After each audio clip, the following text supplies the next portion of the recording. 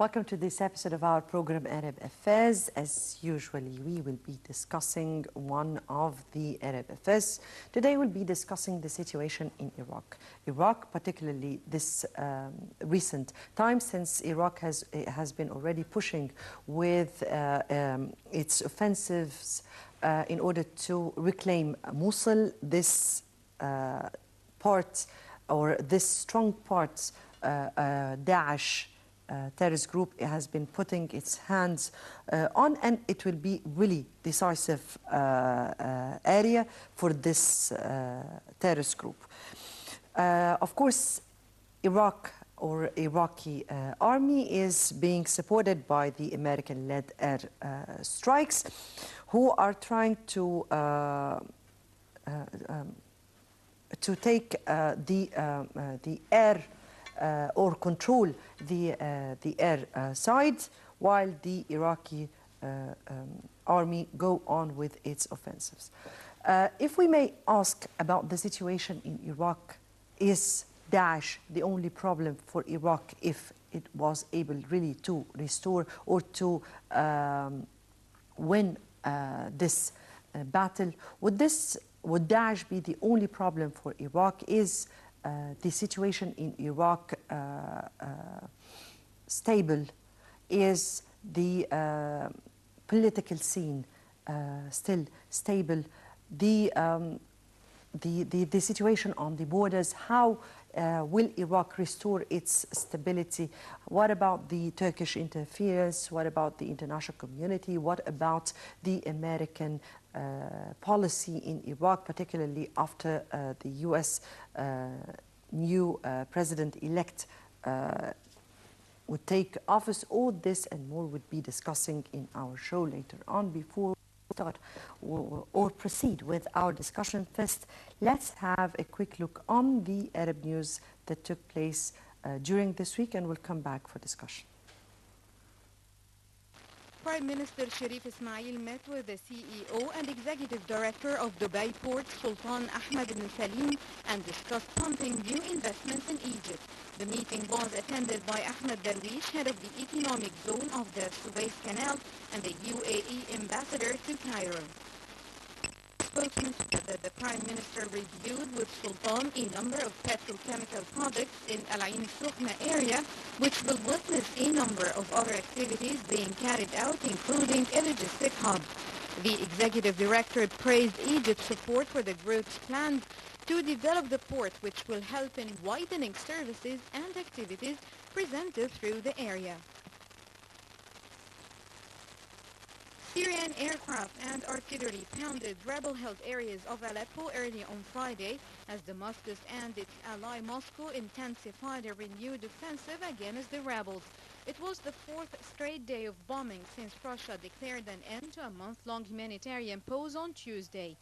The more than 250,000 civilians living under siege in the rebel-held east of Syria's second city spent the night in basements and bomb shelters after one of the most intense bombardments of the renewed offensive. The Syrian Observatory for Human Rights said that the bombardment came as government troops pressed an assault on the southern neighborhood of Sheikh Saad, which they believe entered before being pushed back by rebel fighters. Inspectors charged with determining who is behind chemical weapon attacks in Syria will have another year to do their work after the United Nations Security Council voted unanimously to approve a one-year extension of their mandate.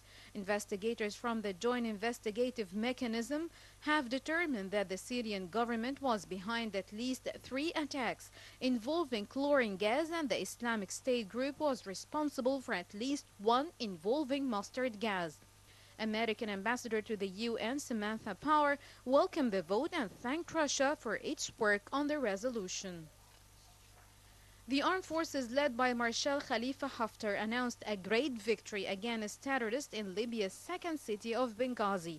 The dominant armed force in the city of Benghazi said that it had taken control of one of the last holdouts of Daesh-led militias amid clashes in which at least 18 troops were killed.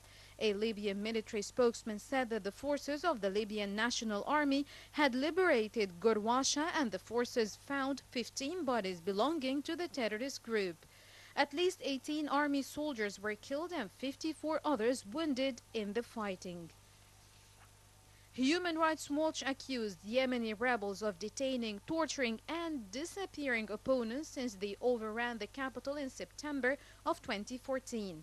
The group said it had documented 2 deaths in custody and 11 cases of torture, 1 of a child. It said that the conflict with the Saudi Arabian-led coalition provided no justification for torture and the disappearance of opponents.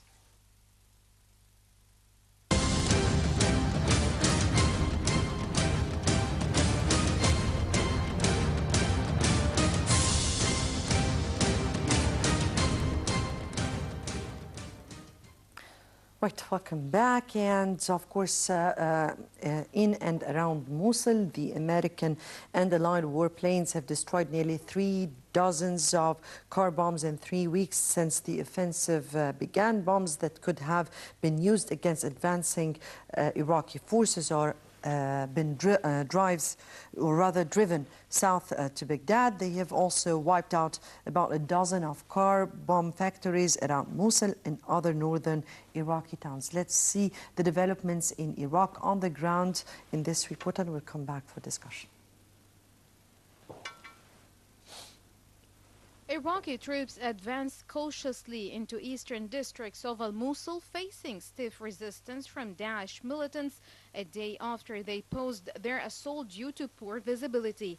Airstrikes, automatic fire and artillery were heard from dawn, and 1 soldier was reported killed in clashes. The Iraqi forces aimed to take complete control of the Tahrir area and from there move into the adjacent Muharibin district.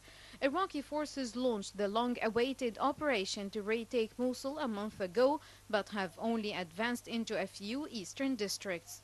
The troops have faced fierce resistance with snipers, mortar fire and Daesh suicide bombers driving armor-plated vehicles packed with explosives.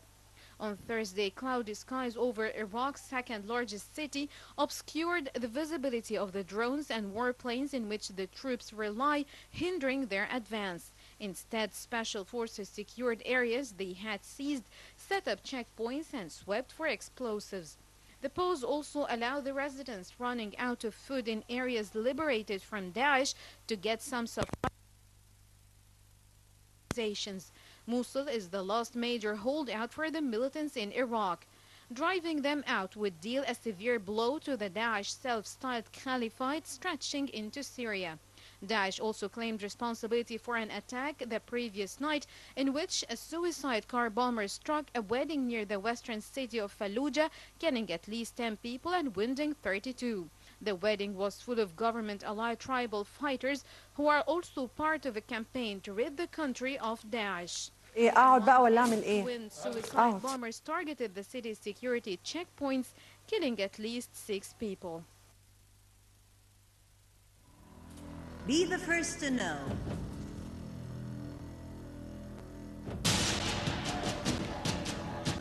The news live at the site of the event. Information on events as they are happening. If it's breaking news, it's Nile TV.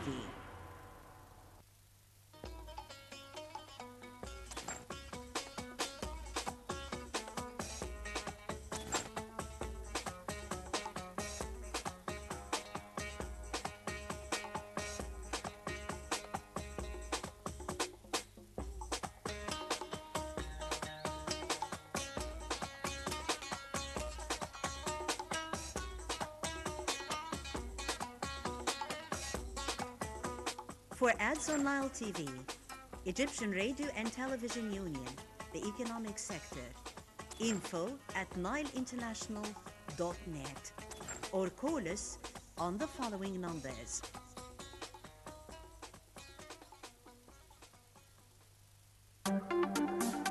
Have you got a good story?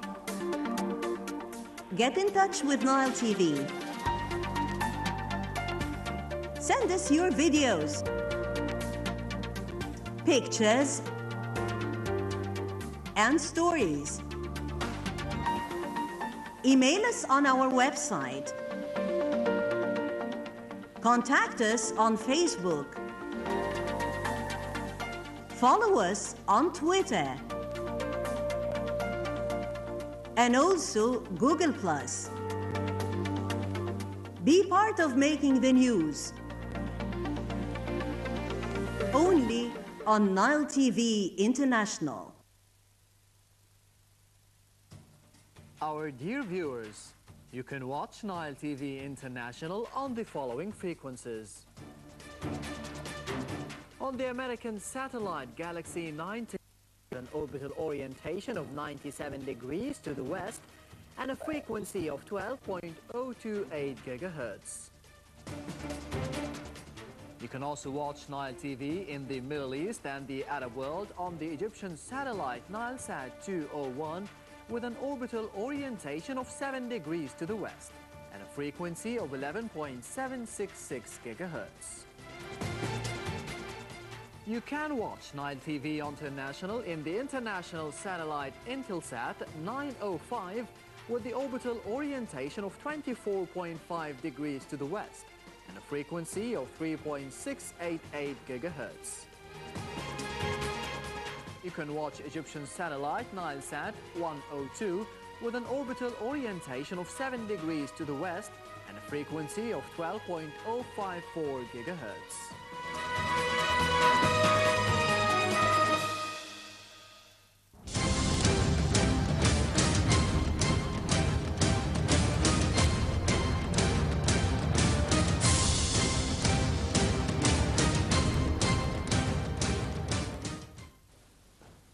Right, welcome back. And Iraq, challenges facing Iraq at this upcoming stages. The offensive of Iraq, the only challenge that is facing Iraq, that would be our discussion. Let me welcome our guest, Mrs. Susie Gennady, the Deputy Editor-in-Chief of Al-Ahram Al-Arabi magazine. And thank you very much for being with us. Thank you. Iraq. And Iraq has been pushing for, with its offensives to reclaim Mosul, but that's not only with a cover or a covert of the U.S. campaign. Now, how do you view this offensive? Would this really determine the future of Iraq? How do you view the whole situation there? It is very complicated, actually. It's not that simple. The problem is a lot of players in Iraq now, a lot of players concerning Mosul now. Of course, Turkey is one of the main players who have its own vision about what she wants from Iraq. She thinks Iraq is very weak, Syria is very weak, so she can take some lands from here and some lands from here, and she thinks that's historical rights for Turkey. They have not been saying it very frankly, openly, but lately they have been very open about it concerning what Erdogan says, actually. The point is, in Mosul, Iraq have said to the Turkish troops that they don't want them to be in this battle. They want them out, and even they consider them as unfriendly soldiers. But the problem is Turkey refused, and they insist that they should have a role in getting Mosul back from Daesh or from ISIS. So it's a bit complicated. What the United States wants actually is not clear. They say they want to combat Daesh, but on the land, on the ground, it's different, maneuvering a lot of time, actually. What the Saudis wants, what actually with the United States, coming back to the United States, I think it's very obvious that they are with the side of the Kurdish people. Maybe there is an idea of having, again, a Kurdish country. We don't know. The issue here, yes. The issue here in Iraq has many factors. As Syria is very complicated, Iraq still is very complicated. If we speak about the sectarian threat, and how should Iraqis be dealing with this particular factor? If we speak about a U.S. President-elect who wants really to withdraw from Iraq or from foreign countries who have the American troops, but at the same time preserve the United States' interests. So how will this be dealt with? If we also speak about the Kurdish and Turkish influence, but not only Turkey, but rather Turkey, Iran, and how the Saudi see the situation in Iraq. Are they having the same position as the situation in Syria? Many threats. Let's take it point by point. First of all, let's speak about a new American president. Trump's main strategy is he wants to concentrate more on the American economy, the American interests, internal affairs more. Maybe after 1 year or 2 years of his presidency, he will look concerning outside. So what I think is he's going to do, he's going to sit with Putin and see what they are going to do as an interest, common interest with two countries concerning the Middle East and the Arab countries. And I think they will reach a solution at least for 1 year or something until Trump can concentrate more on the economic problems, social problems, uniting the Americans again. And then maybe there will be a different situation concerning the relation between the Americans and the Russians. Concerning this is what I think. So I don't think that Trump is going to, Trump is going also to concentrate more on what is really happening. He has a certain strategy which is an anti-Islamism, anti-radicalism concerning Islam. So I don't think he's going to have the same policy as Obama administration. He will have a different policy. Although, as we know, the United States is an institutional country. We have of course, CIA, FBI, the Pentagon, all of those have their own say about what's happening, but also the president is influential. Particularly that the Republicans are really in domination of the Congress. Yes, majority, concerning either the Senate or the Congress. Yes. So that's why I think the Iraqi problem, the Syrian problem will have a certain, if we can say, standstill. If the situation goes like this, stand still for some months to go. Concerning the Turkish position, the Saudi position, and the Iranian one? The Iranian position, of course, they didn't change. And I don't think they will change. The point is Iraqi now is under the, if we can say, the supervision, the influence of Iran. This is very obvious. The government there, of course, goes with the interests of the Iranians. Iran are helping the Iraqi government. So they are not very friendly with the Saudis.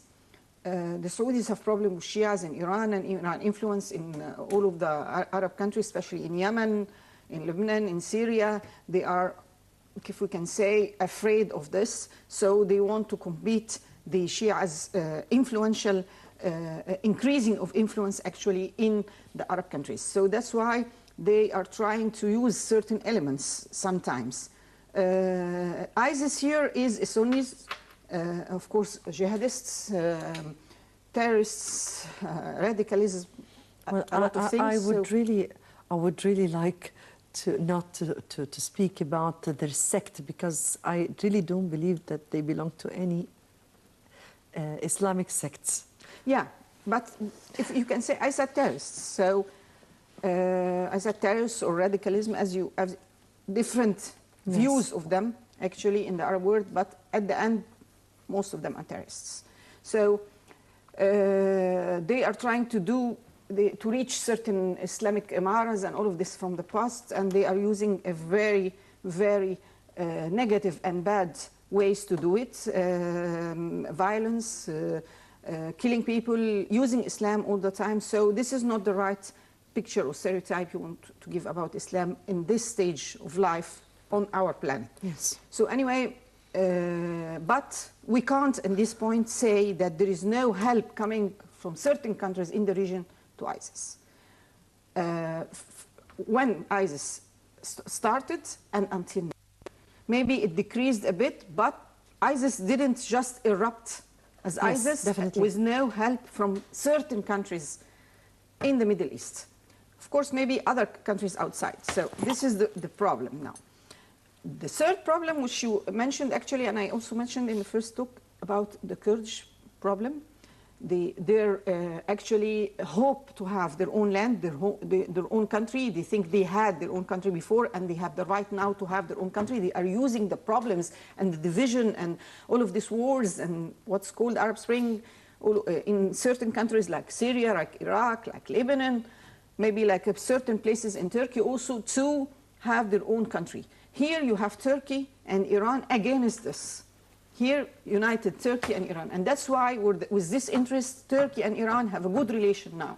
And certain high visits between the two countries, because the same interest here, they feel that maybe the United States of America, maybe other countries wants to have or backing the Kurdish problem. Yes, and they are. So that's why they think this is, from their point of view, are not with their interests, and they are right. So that's why they are a bit afraid. And Turkey here is trying to put on the ground what she wants, actually, because she have the military, she have the power. So they are trying on the ground to decrease the possibility Put of having a status quo or an ipso facto and situation with on the this ground. also, they are trying to control some lands. Yes. On the Syrian border, in Mosul and others, because they think they have a historical rights in this. So that's what they think. So that's why they refuse to come out or not to have a share in a Mosul battle. They insisted that they should go and have a share in this. Yes, even if Iraq raised the matter to the UN Security Council, which we have seen, nothing, no answer from them up till this minute about the Turkish interference in the Iraqi territories. Of course, yes, the United States is doing the same maneuvering between different elements. Yes, exactly. And the United States situation here is a bit confusing, and I mean here that we used to think that the United States and Turkey are allies because they have common interests.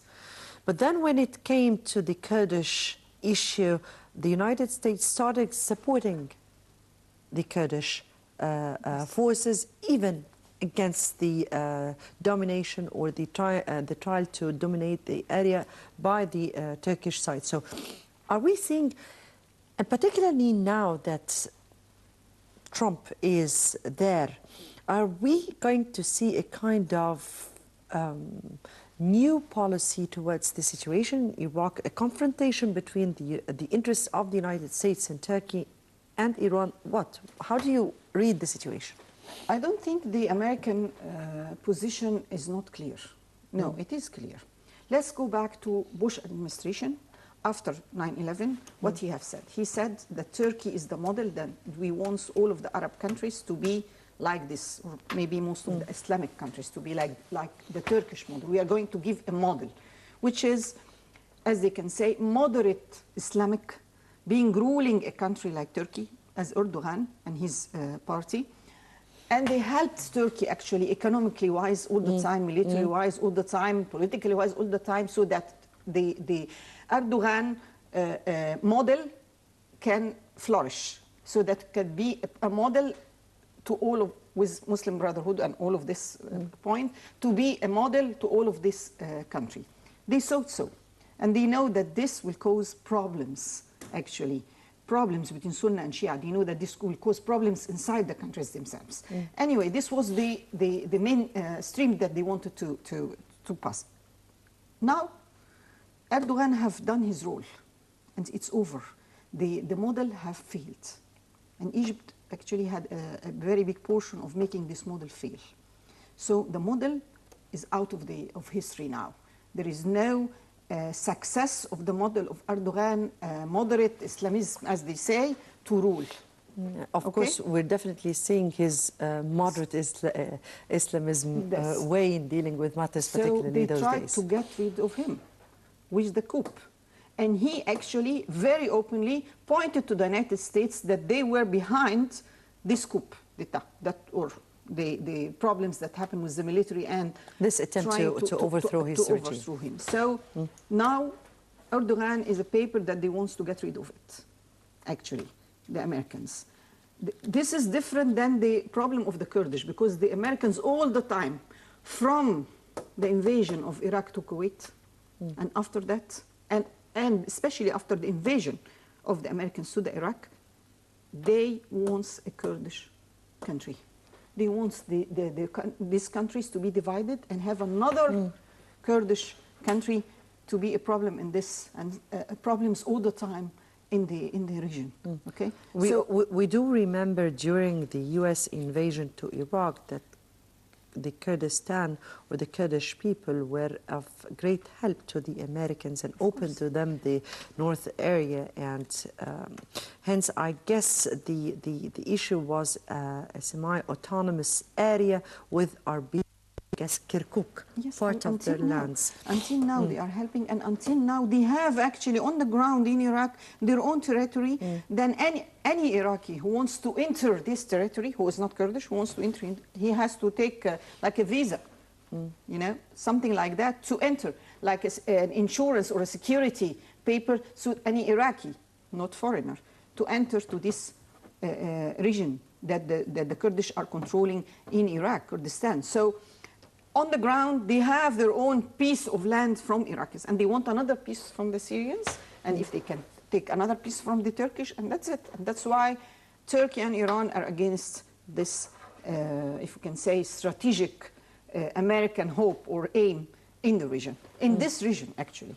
So this is different. With Trump, it's different. With Trump, I don't think he will, at the first months of his actually being a president, I don't think he will have anything to do with interfering military-wise or money-wise to giving more or pouring more money in this region.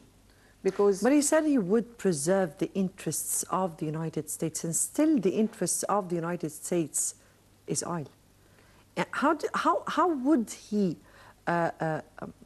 really try to preserve or protect the U.S. interests from one side and at the same time not interfere in the domestic affairs, particularly because this simply would solve many issues even in Syria? I think he will do it by sitting with Putin, which Obama, of course, didn't do or refused to do. He will sit with Putin and negotiate how they can have, he preserve the United States interest and Putin preserve the Russian interests on our interests, actually, on behalf of our interests as Arabs. This is different, Definitely. of course. And Two maybe big powers. yeah, and maybe also we can speak with the Iranians and the Turkish. I don't know how he will do it, but of course he will preserve the American interest. But what is the American interest exactly in this? This is something we have to talk for hours about it. Definitely. Because a lot of things the American wants, first of all, division in this region. The security and stability of Israel. They don't care more now about the oil because they have their own oil and if they started to depend on it. So the Gulf oil is not the first priority as it used to be. They have Israel, of course, as a first priority still. But they can't all the time depend on the Israelis to have their own, to make their own interest, the American interest. That's why they want another country, which is a Kurdish country, to be with the Israelis, to be another doing small state inside the Arab world. To do their own interests, the American interests. They wanted Lebanon, for instance, as a Christian country, to be in this Islamic region, but Lebanon became an Arab country more than and very anti or a very pro-American interests with the history going on. So they know that their interest is with the Arabs more. So they are not the main player for the Americans as Israel, for instance. Now they want another country to be actually with Israel, yes, to make their own interests in the country, in the region, which is more division, more problems, more controlling about what's happening in this region, and at the end, chaos, unfortunately. So this is how we read the situation in Iraq. Yes. If we come to what kind of challenges would be facing Iraq at this upcoming stage, how to deal with that? Will Iraq really be able to restore its stability? Will Iraq return? It will take time, and especially with the interference of Iran. It will take years, actually, to come back. Iraq now, of course, is a very good ally to Iran. I don't see any change in this in the coming years. We'll wait and see what's going to happen. It's not easy. Iraq is divided on the ground, very divided, actually. So I hope it will not officially be divided, but on the ground it is divided. They need a strong ruler, actually. But the time being is not the time of strong rulers, either in Iraq or Libya or Syria. It's not in the vision. They need a military man, maybe. They need someone to try to control more and have more stability in all of Iraq, but this is not easy. This is not easy, especially with Saddam Hussein model, actually. So I don't know. I can't predict what's going to happen, but I can see what's happening now, which is division in Iraq, unfortunately. How would that reflect on Syria? It's a model to Syria, actually. The same problems, the same division, the same ISIS, the same terrorist groups, the same instability, unfortunately. But I think what I can say about Syria is next year, 2017, are not and will be not be ended with the same situation as it is now. I think there will be a solution one way or another to Syria, but it will not be a strong solution too. There is a solution to Iraq now. Iraq now is better than 7 or 8 years ago. Definitely. Okay, the same. But not the strength that the Arabs need. No, never. I agree. But I think the same situation will happen in Syria. There will be a solution, one way or another, in the next year. But it will not be the perfect solution. It will not, actually, this solution is not going to prevent Syria on the ground to be divided. Very much indeed. From your point of view, what would be a message to Iraqis at this particular time if they really want at least, not speaking about a strong Iraq at the time being, because they have to work with that, but at least restore their country? It's not easy to say a message to a divided people, you know, it's not easy. Yes. The first message you will say, try to unite, but it's not easy. If they can have the ability to unite, they would have done it, of course, for the sake of their country. I think the message is for all the countries or the people of the region is try to see clearly what's happening in Iraq and Syria and Libya. Try to see it in depth and not do the same problems that they have done that led to this situation in those countries. Because what happened didn't just erupt, it took years until it reached this situation, this very unpositive situation, if I can say so, because it's more than that, this chaos situation, unfortunately. Disastrous. Yeah, so it's in the Arab countries. We are in the situation as the Europeans were with the Second World War and First World War and all of that, but we are in the worst situation, actually, because the Europeans had the strength. We don't, unfortunately. The Europeans was educated a bit more. Unfortunately, education is not one of the privilege in the Arab countries, unfortunately, especially in certain countries like Libya, for instance. But we hope the best. We crossing our fingers for more security, more better situation, more united people in Iraq and in Syria and Libya and Yemen and other countries. But you can't predict very easily, and you can't be very optimistic, but you try to stick with optimism. Maybe situation will be better next 2 years. We hope. We hope. In 1 minute that is left for me, do you think Egypt could have a role in Iraq? Egypt have a good communication. Actually, people are visiting, officials are visiting us via phone calls between President Sisi and high officials in Iraq. But Iraq is different. Iraq is very complicated. And what can we do? Just giving advice, just trying to have good communication, economically communication. But before, when there were thousands of Egyptians working in Iraq, maybe you could have say. But now Iraq is under the supervision of Iran, so it's and the United States. Both. No. United States have lost Iraq. They have lost Iraq. They have lost it for Iran because the United States was not so smart. They have done a lot of bad things that they pushed the Iraqis towards the supervision of the Iranians, unfortunately. Unfortunately. Yeah. Mrs. Susie Gennady, Deputy Editor-in-Chief of Al-Ahram Al-Arabi magazine, we thank you very much for being with us and for your input always. Thank you and have a good day. Thank you very much. Dear viewers, many thanks for watching, and next Saturday would be another Arab file. So until then, it's goodbye.